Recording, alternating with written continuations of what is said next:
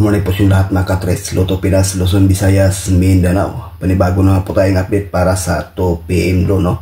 Welcome back naman sa ating 3D Guidance TL Combination. Shout out mga ka-idol.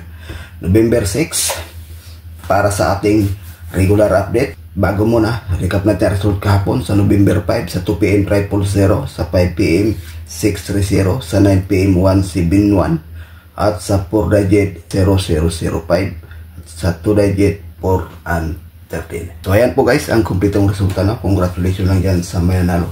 Ngayon may bahagi ng po tayong guide para sa 2 PM do, at 2 combination lang po ito mga kaidol. Unang guide natin, 163. Pangalawa, 603.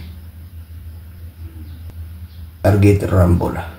Sa 2 combination may bahagi tayo ditong base na 163. Depensa lang po ang 603. Okay, sa willing sa ganahan, paikopya, may bahagi po tayong base pairing guide.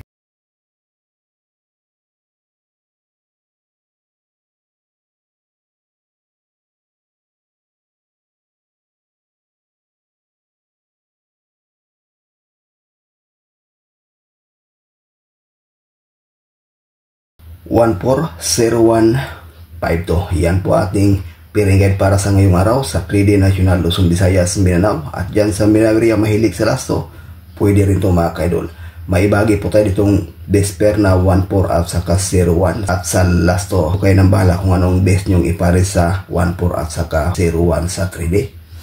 So sa willing sa ganahan, paikopya, may bahagi po tayong lucky pick.